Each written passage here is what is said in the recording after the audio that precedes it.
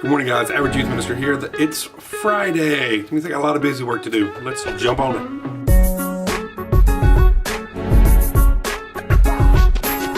So I have my normal stuff I have to do and sermon notes and get ready for Sunday night. And today I'm actually going to be spending time getting some of the MakerFest stuff ready. I've got a meeting for that on Sunday. But with all of that other stuff going on, I really want to look at a different way of doing worship because our singing just isn't quite working right now. So like I was talking about yesterday, our Wednesday nights just aren't quite clicking, and I don't exactly know why. We're losing students.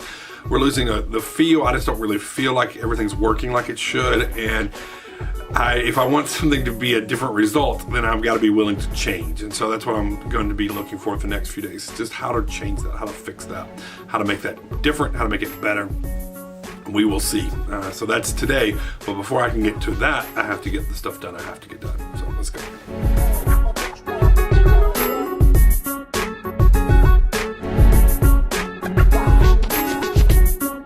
So this has been my morning. I have been working on the new sermon series where pastor's doing a series on Revelations, letters to the churches in Revelations at least, and the title is You've Got Mail.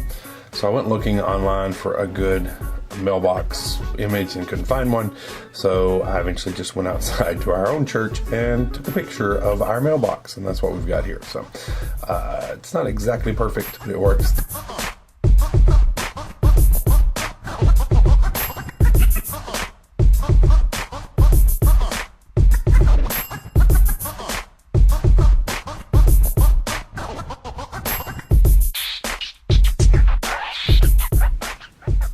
This is random, but just in case you're wondering, every now and then I have headphones in when I start to talking, and a lot of times they're just hanging right here. I'm not a music listening to person. I am a podcast listening to person. Right now I'm listening to the Tony Kornheiser podcast. It's kind of what I spend most of my day doing. So that was random. Thought I'd throw that out there. Beer check.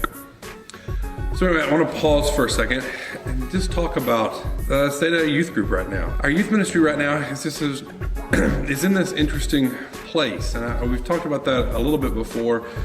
The numbers that we had on Wednesday really made me kind of realize, hey, maybe we need to shake things up a little bit.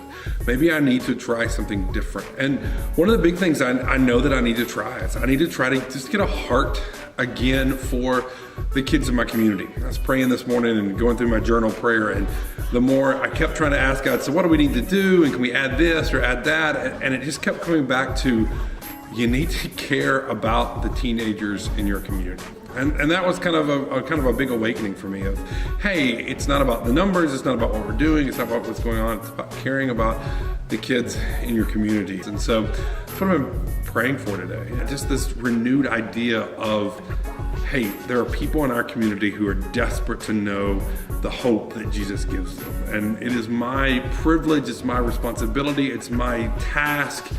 I get to go tell them about that. And so I'm just kind of getting a new focus on that. I think we'll make a big deal, whether we have 8 or we have 800.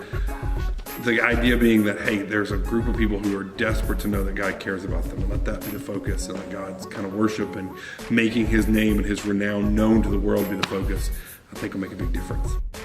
So right now I've got to go and put the finishing touches on my Sunday night lesson, and then I've got to go and get ready for our big MakerFest meeting. I've got to do a lot of organizing and putting things in boxes and getting things ready for our volunteer meeting on Sunday. So let's go. At least that looks like something I can do B-roll for. Let's go have some fun. So this is the kind of things that just kind of appear in a church. I have no clue what the big wooden clock and the nail cross are, where they came from, but they're here. They just kind of appear. Anyway, all right, so gotta set the room up. Today, I've got this plan. I've been doing the game nights that we've been doing on Sunday nights we're done. We're gonna do a more traditional lesson this week, but I liked being in a circle, and I know that sounds, of course, aren't you supposed to be in a circle with the youth groups, but I have been kind of sitting in rows just because when you have more people, it works a little bit better, but I think I'm gonna go with a circle today. I'm gonna set that up, see what happens.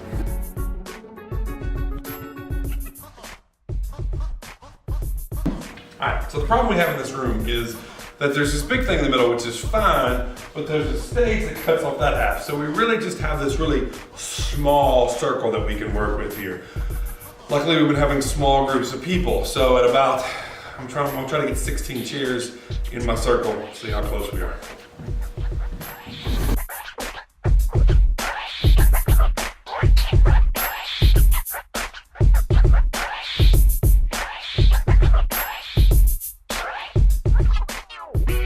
I just remembered that we have Sunday school in here on Sunday morning, so all my carefully placed chairs are gonna get messed up. We're just gonna leave them, see what they do. Maybe they'll stay, who knows? It's always something.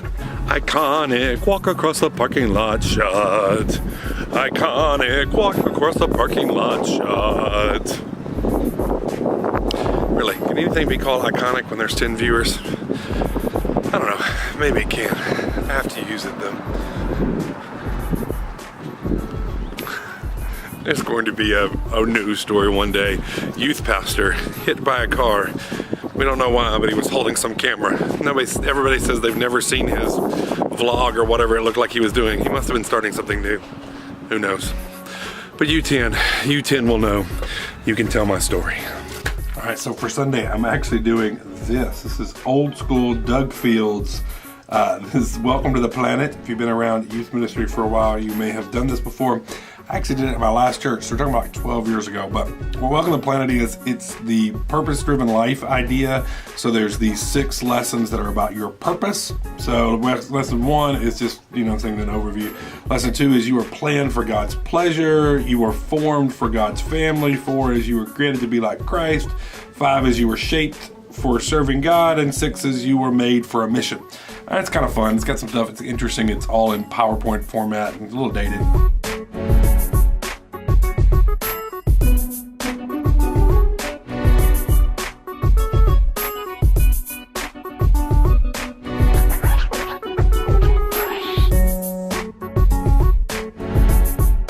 So I'm always trying to come up with new shots, new interesting takes, but this one feels like a little too much.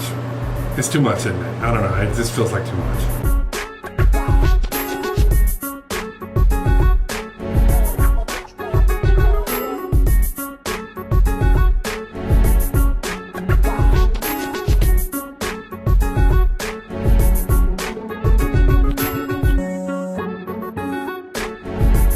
I think that about does my day. I spent a little time finding some videos to use to sing on next Wednesday night. Don't really need them until next Wednesday, but want to start getting that in my head. And I gotta go to the hospital on my way home. But that's pretty much it. I am done for the day. I'm going home. Bye. Yesterday I took Nathan, my oldest son, out for on a pastoral care kind of thing where we went and gave away a present. Today I'm taking Noah, my youngest son, with me. The hospital. We're gonna go to the hospital and see a Sunday school teacher of his is in the hospital, and so he's gonna go with me. He's got a Valentine. Say hey, Nate, Noah. Hey. All right, turn around, everybody can see your face. Hey. Hey, okay.